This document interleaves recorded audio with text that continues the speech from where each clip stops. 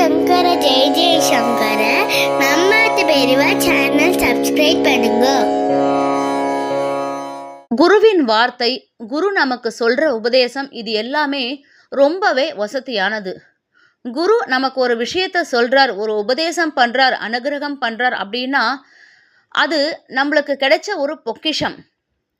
குருவின் இந்த வார்த்தை தான் நமக்கு வேத மந்திரம் மாதிரி, நம்மளை பகவான்கிட்டயே கொண்டு சேர்க்க போற ஒரு அற்புதமான ஒரு வழி. அதுதான் இதை விளக்குற மாதிரி ஒரு கதையை தான் இன்னைக்கு உங்களுக்கு நான் சொல்ல போறேன்.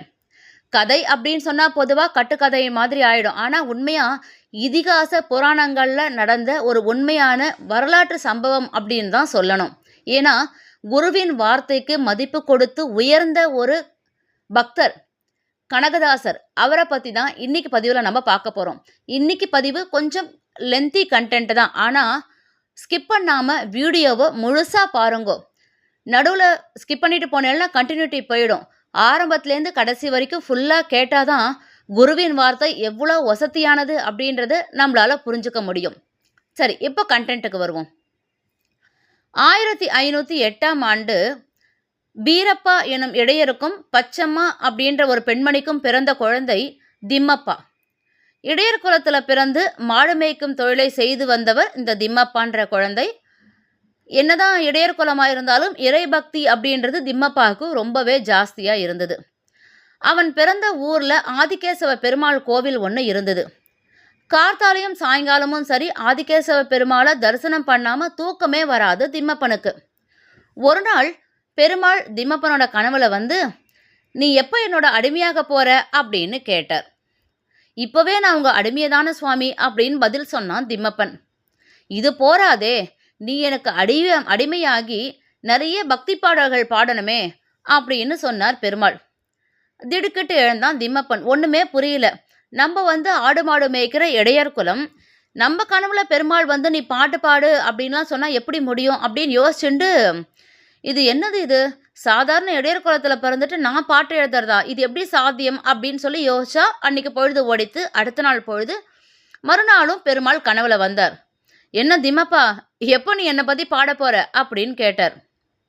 அப்போது திம்மப்பா பதில் சொன்னான், சுவாமி, ஏதாவது ஒரு குருக்கிட்ட மந்திரோபதேசம் கிடைக்காம நான் எப்படி பாட்டு எழுதி உங்களோட தாசனாக மாற முடியும் அப்படின்னு சொல்லி கேட்டான்.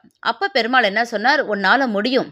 மதனப்பள்ளி பக்கத்தில் ஸ்ரீ வியாசராஜர் வந்திருக்கார், நீ போய் அவரை தரிசனம் பண்ணு, அவர் உனக்கு மந்திரோபதேசம் செய்வார் அப்படின்னு சொல்லி ஆசீர்வாதம் பண்ணிட்டு மறைஞ்சார் பெருமாள் சொப்பனத்தில்.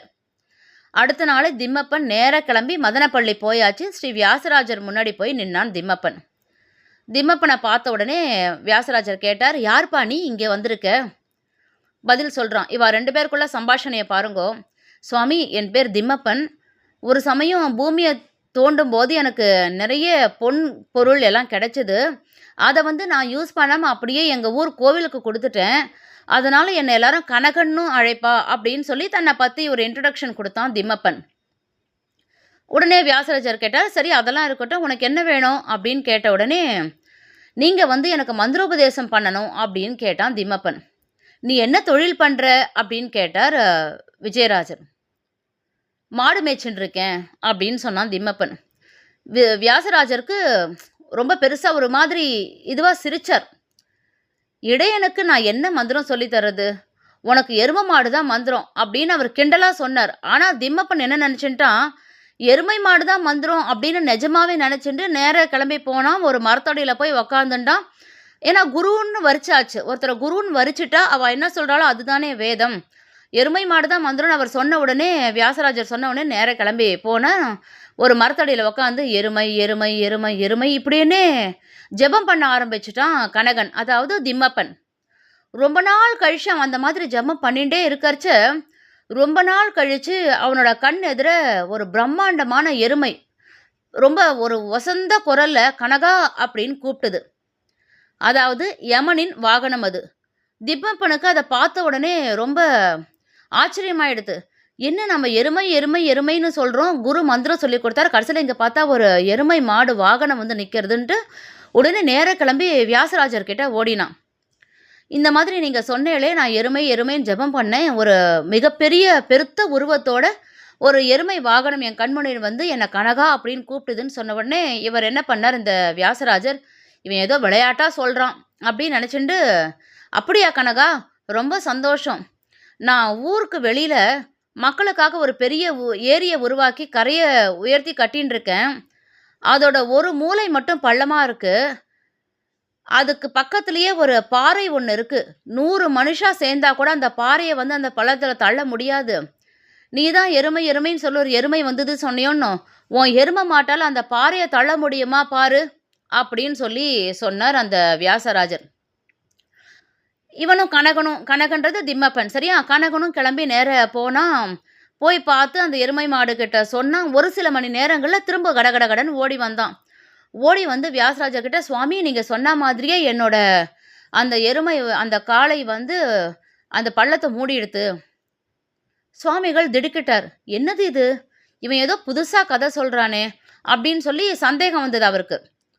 உடனே ஏரிக்கரையை போய் அங்கே பார்த்தார். அங்கே போய் பார்த்தா பிரமிச்சிருந்தது. ஏன்னா 100 பேர் சேர்ந்து தள்ள முடியாத ஒரு பாறையை இவன் சொன்ன அந்த எருமைன்ற வாகனம் தள்ளிடுதே அப்படின்னு சொல்லி ஆச்சரியமாக இருந்தப்போ தான் புரிஞ்சுது, இவன் சாதாரண இடைக்குல கனகன் கிடையாது.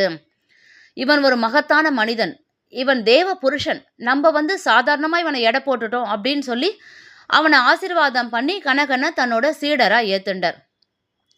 அன்னிலேருந்து அவனுக்கு திம்மப்பன் அப்படின்ற பெயர் மாறி கனகதாசர் அப்படின்னு பெயரிட்டு தன்னோட அரசவையில் தன்னோட பக்கத்திலேயே வச்சுட்டார். கர்நாடக சங்கீதத்தின் பிதாமகர் அப்படின்னு சொல்லக்கூடிய புரந்தரதாசரும் கனகதாசரும் வியாசராஜருக்கு கூடவே இருந்தா.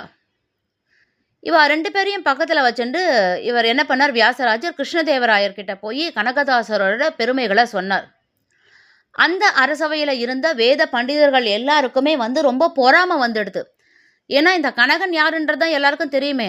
ஆடு மாடு மேய்ச்சிட்டு இருந்த ஒரு இடைக்குலத்தவனுக்கு கனகதாசர் அப்படின்னு பேர் வச்சு தன் பக்கத்தில் வச்சுக்கணுமா அப்படின்னு சொல்லி எல்லாருக்கும் ஒரே பொறாமை. நம்ம வந்து நம்மளும் முன்னேற மாட்டோம், அடுத்தவா முன்னேறினாலும் விட மாட்டோம். அந்த மாதிரி மக்கள் மனுஷா நிறைய பேர் இருக்க தான் செய்கிறா. ஆனால் ஸ்ரீ விஜயராஜர் என்ன பண்ணார், இதை விட்டு கொடுக்கறதா இல்லை. கனகதாசரோட அறிவையும் அவருடைய பெருமைகளையும் வெளியில் கொண்டு வரணும், அவர் புகழை எல்லாரும் தெரிஞ்சுக்கணும் அப்படின்னு சொல்லி நிறைய போராடி கொஞ்சம் கொஞ்சமாக அவரோட புகழை வந்து வெளிப்படுத்தினார். அப்போது ஒரு சமயம் என்னாச்சு, கிருஷ்ணதேவராயோட அரசவையில் ஒரு விவாதம் நடந்தது. அந்த விவாதம் எதை பற்றினது அப்படின்னா, யார் மோட்சத்துக்கு போவா அப்படின்றதான் அந்த விவாதம். வியாசராஜர் என்ன பண்ணால் அங்கே இருந்த பண்டிதர்கள்லாம் பார்த்து, உங்கள் தகுதியை நீங்கள் நன்னா கணிச்சு, நீங்கள் தான் ரொம்ப பண்டிதாளாச்ச எல்லாரும், கனகதாசரை தான் ரொம்ப இதுவாக சொல்கிறீங்களோன்னு, நீங்களாம் மெத்த படித்த மேதாவிகள் தானே, யார் மோட்சத்துக்கு போவா அப்படின்னு நீங்கள் சொல்லுங்க பார்க்கலாம் அப்படின்னு சொல்லி சொன்னான். யாருமே பதில் சொல்லலை, யாருக்கும் பதில் சொல்லவே தெரியல. உடனே வியாசராஜர் என்ன பண்ணார், கனகதாசர் கிட்ட திரும்பிய, கனகா நீ சொல்லு பார்க்கலாம், யார் மோட்சத்துக்கு போவா? இவ்வளவு தான தர்மம் பண்ண ராஜா கூட பதில் சொல்லலை, யாருக்குமே தெரியல, நீ மோட்சம் போவையா அப்படின்னு கேட்டார். உடனே கனகதாசர் பதில் சொன்னாராம், நான் போனால் போவேன் அப்படின்னு சொல்லி சொன்னார். இந்த பதத்தை சரியாக கவனியுங்கோ, நான் போனால் போவேன். இந்த பதிலை கேட்டவுடனே மன்னர் உட்பட எல்லாருக்குமே கோபம் வந்துடுது. என்ன திமிரு இவனுக்கு, யாருமே மோட்சம் போக முடியாது அப்படின்னு இங்கே எல்லாரும் சொல்லின்னு இருக்கா, இவன் வந்து நான் போனால் போவேன், அவள் வந்து பதத்தை சேர்த்துன்ட்டா, நான் போனால் போவேன் அப்படின்னு திமிரா பதில் சொல்கிறானே அப்படின்ட்டு ரொம்ப கோபம் வந்துடுது. அப்போது விஜயராஜர் சொன்னார், அது எப்படி கனகா, இந்த அரசவையில் இருக்க யாருமே இந்த கேள்விக்கு பதில் சொல்லலை, நீ மட்டும் நான் போவேன் எப்படி சொல்கிற அப்படின்னு கேட்டப்போ கனகதாசர் சொன்னாராம், நான் போனால், நான் என்னும் அகந்தை என்னிடமிருந்து போனால் நான் மோட்சத்திற்கு போவேன். எந்த மனிதன்கிட்ட அகந்தை அழியறதோ அந்த நேரமே பகவான் அவளை ஆட்கொண்டுருவார், அவளுக்கு மோட்சம் உண்டு, அதைத்தான் நான் அந்த மாதிரி சொன்னேன் அப்படின்னு சொல்லி சொன்னாராம். அன்னியிலேருந்து அந்த அவை கனகதாசரை பாராட்டிது. இது மட்டும் இல்லை, இந்த மாதிரி பல சோதனைகளில் வெற்றி பெற்ற கனகதாசர் கடைசியாக உடுப்பி போயிட்டு அங்கே உள்ள உடுப்பி கிருஷ்ணர் கோவிலில் நிறைய பாட்டு பாடினார். ஆனால் ஆக்சுவலாக அங்கே இருக்கிற பட்டர்கள் யாருமே இவர் இடைக்குலத்தை சேர்ந்தவர்ன்றதுனால இவரை கோவிலுக்குள்ளே விடலை. அப்போ இவர் என்ன பண்ணார், மேற்கு பக்கமாக போய் நின்று உடுப்பி கிருஷ்ணர் கோவிலில் கிழக்கு பக்கமாக நிற்காம மேற்கு பக்கமாக போய் நின்று கிருஷ்ணன் மேலே ஒரு பாட்டை பாடினான். உடனே என்னாச்சு, மேற்கு புற சுவர் உடஞ்சி கிழக்கு சிலையா நின்றுருந்த கண்ணன் மேற்கு புறமா திரும்பி நின்று கனகதாசருக்கு காட்சி கொடுத்தாராம். எப்பேற்பட்ட ஒரு பக்தி, எப்பேற்பட்ட ஒரு பக்தியின் பாவம் இது! பகவான் எப்படி ஆட்கொண்டிருக்கார் அப்படின்றதுக்கெல்லாம் இதெல்லாம் சத்தியமான உண்மை எடுத்துக்காட்டு. உடுப்பியில் அதுக்கப்புறம் பல காலம் வாழ்ந்து பல்லாயிரக்கணக்கான பாடல்களை கண்ணன் மேலே பாடியிருக்கார் கனகதாசர். அது மட்டும் இல்லாமல் தன்னுடைய சொந்த ஊரான ஆதிகேசவ பெருமாள் மேலேயும் நிறைய பாடல்களை பாடினார். இன்றைக்கும் அவர் சாகித்யங்கள் எல்லாமே கர்நாடக சங்கீத கச்சேரிகளில் பாடிட்டு தான் இருக்கா. இது மட்டும் இல்லாமல் திருப்பதி வெங்கடாஜலபதியும் தரிசனம் பண்ணி அதுக்கப்புறம் தன்னுடைய சொந்த ஊரான காக்கிநாடாவில் 98 ஆண்டுகள் வாழ்ந்து பரமபதம் அடைந்தார் கனகதாசர். எப்பேற்பட்ட ஒரு குருவின் வார்த்தை மேலே இருக்க ஒரு நம்பிக்கை, ஒரு பக்தி, ஒரு சாதாரண இடையர்குல பையனை கனகதாசராக உயர்த்தியிருக்கு.